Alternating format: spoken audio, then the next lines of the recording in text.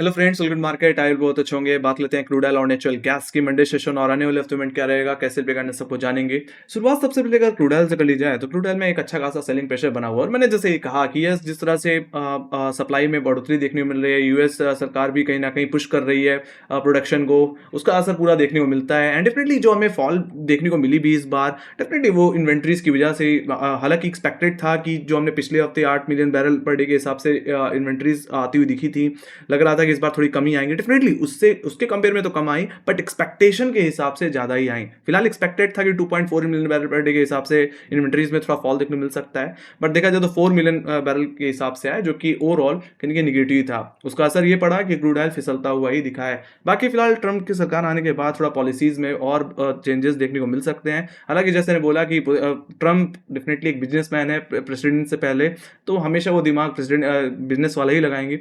और जो सैंक्शंस कहने की बाइडेन की सरकार में लगे हुए थे रशिया के ऊपर, वो मुझे लगता है अब हटते हुए दिख सकते हैं। जैसे मैं बोला कि ट्रंप और पुतिन के बीच कहीं ना कहीं काफी अच्छे दोस्ती रही है, तो मेरा मानना है जो यूक्रेन और रशिया के बीच में जो युद्ध चल रहा है, उसको उसका खात्मा हो सकता है, कूल ऑफ देखने को मिल सकता है। और जो सब क्रूड ऑयल की सप्लाई में जो डिसरप्शन था कहीं ना कहीं यूएस सैंक्शन की वजह से, वो कहीं ना कहीं कूल ऑफ होता हुआ दिख सकता है। वी कैन एक्सपेक्ट कि थोड़ी सप्लाई बढ़ के आती हुई दिख सकती है, और उसका असर सिंपल सी बात है क्रूड ऑयल के प्राइसेस पे पड़ेगा, जो कि ट्रम्प खुद चाहते हैं कि यस, प्राइसेस में थोड़ा सा फॉल देखने को मिले। That's the thing. तो मेरा मानना है ओवरऑल जो सेंटीमेंट में लेके चल रहा हूँ बाजार में इस समय, वो कहने की कमजोरी की तरफ ही लेके चल रहा हूँ। मेरा मानना है क्रूड ऑयल में गिरावट और बढ़ सकती है, और क्रूड ऑयल में जो अगर कोई क्रूशियल सपोर्ट देखने को मिलता है तो 6120, और उसके बाद कहीं ना कहीं 6060 के लेवल्स पे देखने को मिलता है। मेरा मानना है इस जोन का अगर ब्रेकडाउन देखने को मिला तो क्रूड ऑयल वापस कहीं ना कहीं 5850 और हो सकता है 5600 की तरफ भी जाता हुआ दिख जाए। हायर लेवल्स पे टेक्निकली काफी ज्यादा चैलेंजेस इस समय क्रूड ऑयल के ऊपर बने हुए हैं, हर्डल्स के पॉइंट ऑफ व्यू से, टेक्निकल बेसिस पे। बाकी आने वाले हफ्ते की अगर बात कर ली जाए तो आने वाले हफ्ते में एफओएमसी मीटिंग अलाइंड है। लेट्स सी, देखते हैं क्या सुनने को मिलता है। उसको लेकर के भी मुझे लगता है थोड़ी सी वोलेटिलिटी बाजार में बनी रहेगी।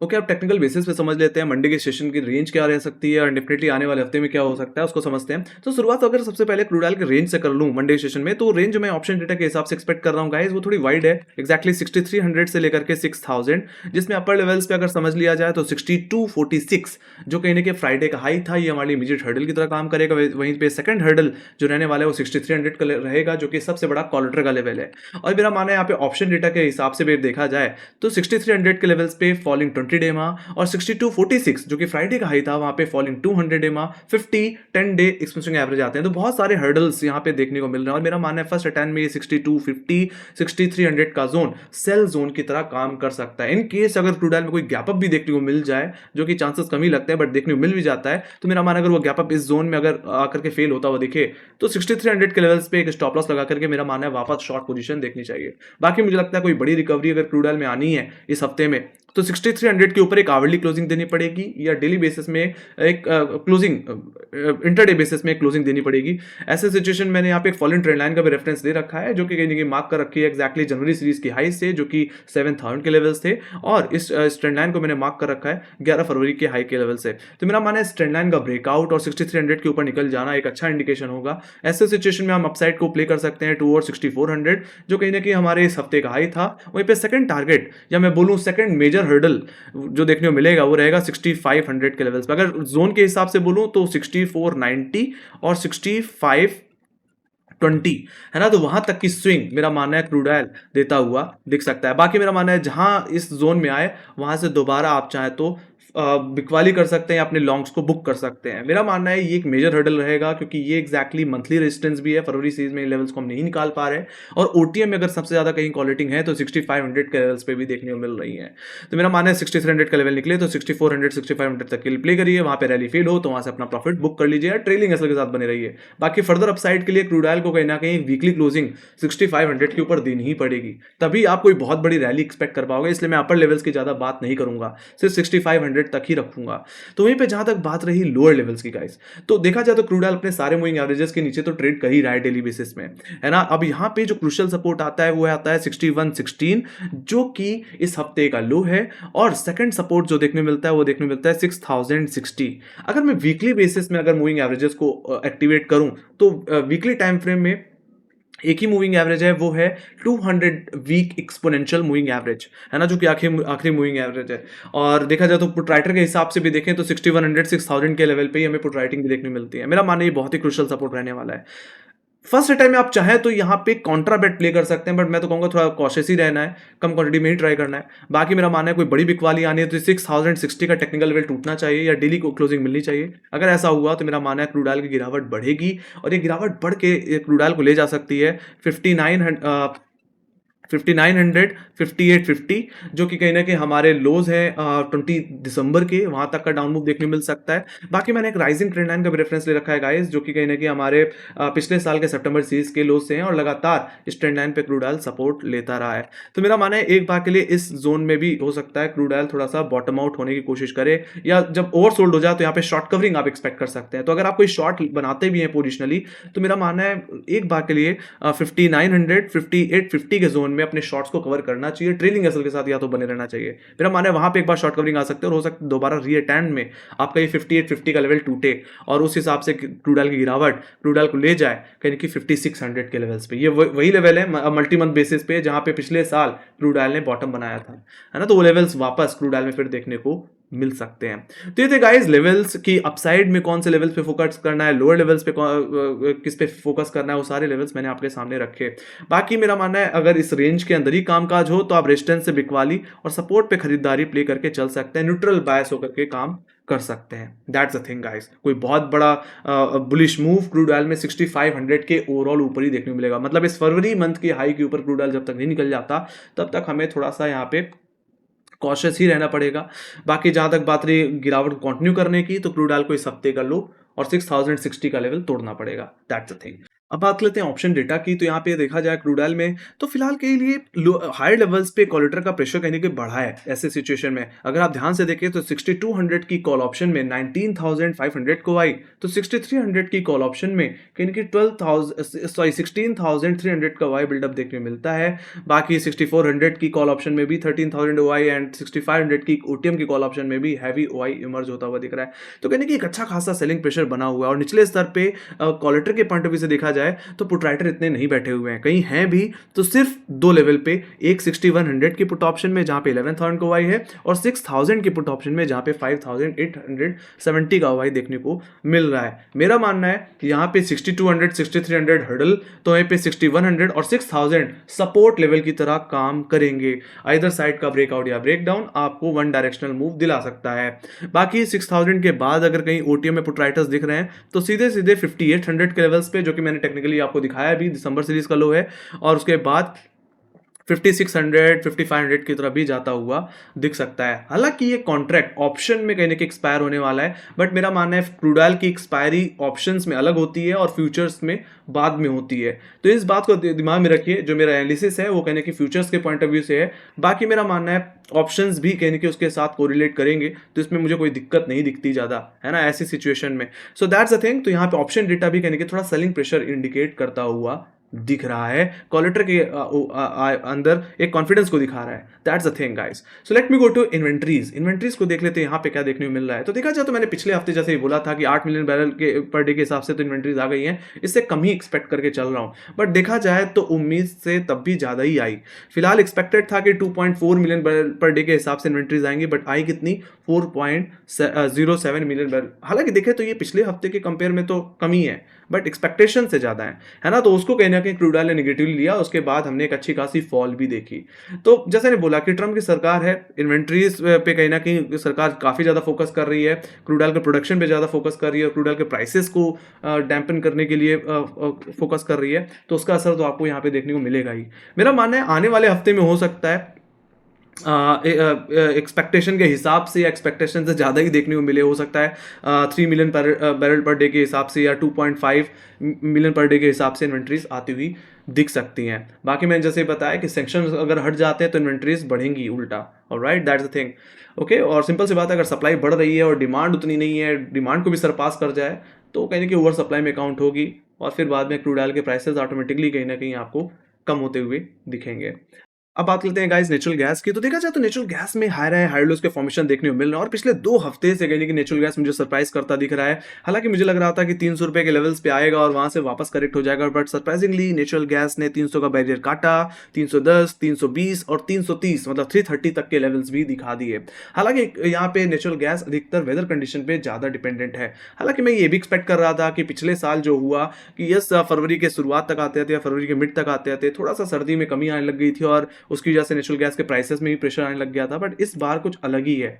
इस बार कहीं न कहीं वेदर कंडीशंस में कहीं न कहीं अभी भी सर्दी बढ़ने के आसार हैं। आर्कटिक रीजन में सर्दी और बढ़ सकती है और उसका असर कहीं न कहीं हीटिंग डिमांड में पड़ेगा। हीटिंग डिमांड और बढ़ेगी और उसकी वजह से नेचुरल गैस की प्राइसेस भी कहीं न कहीं बूस्ट अप होते हुए दिखेंगे। वही होता हुआ यहाँ पे दिख रहा है। तो कहीं न कहीं आसार है कि आने वाले हफ्ते में भी ये सर्दी थोड़ी रह सकती है। सो वी कैन एक्सपेक्ट कि नेचुरल गैस की ये जो तेज़ी है, ये कहीं न कहीं एक्सटेंड होकर के हो सकता है अब नेचुरल गैस को एक बार के लिए 340 और ₹345 की तरफ भी ले जाती हुई दिख जाए। तो अगर आप लॉन्ग साइड पे हैं तो मुझे लगता है बने रहना चाहिए और अपने स्टॉप लॉस को ट्रेल करते रहना चाहिए। स्टॉप लॉस को कहीं न कहीं अब 315 के आसपास मेंटेन कर लेना चाहिए। ऑलराइट, अगर आप अभी भी लॉन्ग साइड पे बने हुए हैं तो। ऑलराइट, अब मैं सीधे-सीधे बात करूँगा यहाँ पे टेक्निकल लेवल्स की, है ना? यहाँ पे कोई ज़्यादा फंडामेंटल्स है नहीं, जो थे वो मैंने आपको बता दिए हैं और सिंपल सी बात है, depends on supply and demand, है ना? सर्दी बढ़ रही है तो हीटिंग डिमांड भी बढ़ रही है, तो उसकी वजह से नेचुरल गैस के प्राइसेस को एक अच्छा बूस्ट मिलेगा, वो होता हुआ दिख रहा है ओवरऑल, है ना? तो सीधे से मंडे रजिस्ट्रेशन की रेंज की बात करूँगा। जो मैं रेंज देख पा रहा हूँ ऑप्शन डेटा के हिसाब से वो 330 से कहीं न कहीं 320 की देख पा रहा हूँ, जिसमें अपर लेवल्स पे 330 का लेवल फ्राइडे का हाई और कोलेटर का लेवल है।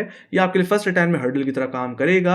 मेरा मानना है फर्स्ट अटेम्प्ट में हो सकता है थोड़ा अटके, बट सेकंड अटेम्प्ट में नेचुरल गैस अगर आवरली बेसिस पे 330 के ऊपर सस्टेन कर जाता है तो ये चलेगा अपने नेक्स्ट टारगेट कहीं कि 335 और 340 की तरफ और मैक्स टू मैक्स ₹345 की तरफ, है ना? वहां तक की स्विंग मेरा मानना है देखने को मिल सकते हैं। 10 से 15 पॉइंट का मूव और देखने को नेचुरल गैस में मिल सकता है। हालांकि ऐसे सिचुएशन में बाय एंड डिप को ही फॉलो करें और अपसाइड को प्ले करें। तो यहाँ पे लोअर लेवल्स की बात कर ली जाए तो 320 का लेवल इमीडिएट बेसिस पे कोलेटर का लेवल है। फ्राइडे के ट्रेडिंग सेशन में 320 में फ्रेश पुट राइटिंग इमर्ज होती हुई दिख रही है। तो मेरा मानना है ये आपके लिए फर्स्ट 10 में बेस जोन की तरह काम करेगा। अगर नेचुरल गैस फ्लैट ओपन हो और 320 के लेवल्स को फर्स्ट ऑफ ऑल अप्रोच करे तो मैं तो कहूँगा वहां से एक बार जैसे बोला बाय एंड डिप वाली अप्रोच रखनी चाहिए और अपना स्टॉप लॉस कहीं कि मेंटेन करना चाहिए फ्राइडे के लो पे, जो कि 315 का लेवल था, है ना? जो कि हमारे लिए सेकंड सपोर्ट की तरह भी काम करेगा और एसएल की तरह काम करेगा। बाकी मेरा मानना है कोई बिकवाली या कोई प्रॉफिट बुकिंग अगर प्ले करनी है तो उसके लिए 315 का ब्रेकडाउन आना जरूरी है। अगर इसके नीचे आवरली बेसिस पे अगर क्लोजिंग मिले तो ही कोई पुट ऑप्शन या शॉर्ट पोजीशन देखनी चाहिए। ऐसे सिचुएशन में नेचुरल गैस कहने की रिट्रेस कर सकता है 300 के मैक्सिमम लेवल तक, जहां पे नेचुरल गैस का 20 डे एक्सपोनेंशियल मूविंग एवरेज और ओटीएम के हिसाब से सबसे ज्यादा पुट राइटिंग देखने को मिलती है।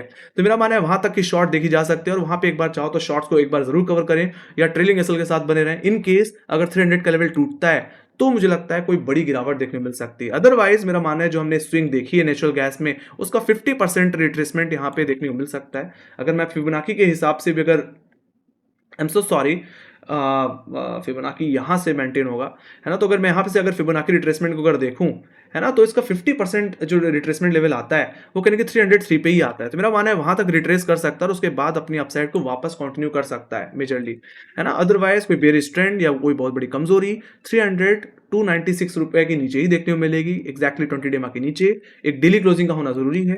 अगर ऐसा होता है तो नेचुरल गैस फिसल करके दोबारा 280 या ₹260 की तरफ मैक्स टू मैक्स जा सकता है, जो कहीं ना कहीं हमारे जनवरी सीरीज के लोस थे फरवरी फ्यूचर के पॉइंट ऑफ व्यू से, है ना? That's the thing guys. तो लेवल्स बेस्ड काम करिए, ज्यादा मजा आएगा। और बाकी मैंने एक राइजिंग ट्रेंड लाइन का भी रेफरेंस ले रखा है जो कि आपको हेल्प करेगी कहीं ना कहीं इस ट्रेंड लाइन पे बाउंस को प्ले करने के पॉइंट ऑफ व्यू से या इसके ब्रेकडाउन को प्ले करने के पॉइंट ऑफ व्यू से। सिंपल सी बात है, ट्रेंड लाइन का ब्रेकडाउन या 315 के नीचे जाना एक एग्जैक्ट एक अच्छा इंडिकेशन मिलेगा आपको शॉर्ट पोजीशन बनाने के लिए। That's the thing guys. तो ये बात हो गाइस नेचुरल गैस के सारे लेवल्स की। दोबारा समराइज कर दूं तो 330 आपके लिए immediate resistance, 320 immediate support, 320 315 immediate support. तो वहीं पे मेजर रेजिस्टेंस 340 345 पे देखने को मिलेगा और मेजर सपोर्ट कहीं ना कहीं 300 और 295 के लेवल्स पे देखने को मिलेगा, है ना? कोई बहुत बड़ी मंदी 300 ₹296 के नीचे एक्सपेक्टेड है। तो ये बात होगी गैस नेचुरल गैस के। Let me go to option data को देख लेते हैं नेचुरल गैस में क्या देखने को मिल रहा है फिलहाल। सो यहाँ पे अगर ध्यान से देखें तो प्रोट्राइडर के अंदर एक अच्छा कॉन्फिडेंस है गाइस। यहाँ पे डेटा एक बुलिशनेस को इंडिकेट करता है। अगर आप ध्यान से देखें तो 300 की पुट ऑप्शन में, अगर मैं ओटीएम की पुट ऑप्शन की बात करूं 300 की पुट ऑप्शन में, तो यहाँ पे 13,860 का हुआ ही है। उसके बाद अगर कहीं पुट राइटर्स अगर एग्रेसिवली बैठे हैं तो 320 के पुट ऑप्शन में, जहाँ पे 5,390 5 को वाई, जो कि मैंने आपको फर्स्ट सपोर्ट के हिसाब से इंडिकेट किया। वहीं पे अगर हर्डल्स की बात करी जाए तो हर्डल्स में देखें हाई लेवल्स पे जो कॉलिटर बैठे हैं वहाँ पे अनवाइंडिंग देखने को मिल रही है, तो कॉलिटर के अंदर इतना कॉन्फिडेंस मुझे दिख नहीं रहा। और अगर कॉलिटर कहीं कन्विंसिंगली अगर बैठा भी है तो दो लेवल्स पे ज़्यादा दिखता है, 340 और 350 के लेवल्स पे। जैसे ने बोला भी कि एक बार के लिए नेचुरल गैस 340 345 रुपए की तरफ भी जाता हुआ दिख सकता है, और डेटा के हिसाब से देखूं तो हो सकता है 350 भी मैक्स टू मैक्स देखने को मिल जाए। तो data is showing bullishness guys. बाकी इसमें भी 330 इमीडिएट सपोर्ट की तरह दिख रहा है, तो वहीं पे 320 immediate support, sorry 330 immediate resistance, 320 immediate support और मेजर सपोर्ट 300 के लेवल्स पे। Alright, that's the thing. But यहाँ पे डेटा बुलिशनेस को इंडिकेट कर रहा है गाइस, जैसे मैंने पहले रिपीट किया, बार बार वही चीज रिपीट कर रहा हूँ। That's the thing. Let me go to inventories. Inventories देख लेते हैं। इन्वेंट्रीज में गाइस जैसे ने बोला कि सर्दी बढ़ रही है, सर्दी मतलब अभी भी है, और उसका असर कहीं ना कहीं इन्वेंट्रीज में भी देखने को मिल रहा है। एक अच्छा खासा फॉल है, -100 बिलियन क्यूबिक फीट के हिसाब से इन्वेंट्रीज में गिरावट देखने को मिल रही है। एक्सपेक्टेड था -90 बिलियन, है ना, जिससे कहीं ना कहीं काफ़ी ज़्यादा कहीं ना कहीं फॉल देखने को मिली है। तो इट्स टोटली पॉजिटिव गाइस। हालांकि नेचुरल गैस में हम जो डेटा को रीड करते हैं वो एक्चुअल और फॉरकास्ट को कंपेयर करके करते हैं, और वही चीज़ यहाँ पे देखने को मिल रही है guys. Alright, that's the thing. So it's totally positive, और उसका असर भी है कि नेचुरल गैस कहीं कि हायर लेवल्स पे जाकर के बंद हुआ है। तो जहां क्रूड ऑयल कहीं कि एक अच्छा खासा सेलिंग प्रेशर इंडिकेट कर रहा है, चाहे वो ऑप्शन चाहे वो टेक्निकली हो चाहे फंडामेंटली क्यों ना हो, वहीं पे नेचुरल गैस कहीं कि सर्दी की वजह से और फिलहाल टेक्निकल बेसिस पे देखें तो पॉजिटिविटी इंडिकेट करता हुआ दिख रहा है। Alright, so that's the thing guys in crude oil and natural gas. अगर आपको मेरी एनालिसिस पसंद आई हो तो make sure guys like share subscribe जरूर बता देना। अगर आपको कोई क्वेश्चन है, कोई फीडबैक है या कोई सजेशन है तो कमेंट सेक्शन में लिख के जरूर बताइए। आपको क्या लगता है क्रूड ऑयल में नेचुरल गैस में कल के दिन गैप हो गया, गैप डाउन, आप कहाँ नेचुरल गैस और क्रूड ऑयल को देखते हैं वो भी आप बता सकते हैं गाइस। इसी के साथ thank you very much for watching. Thank you very much, bye bye guys, see you next video, take care guys, love you.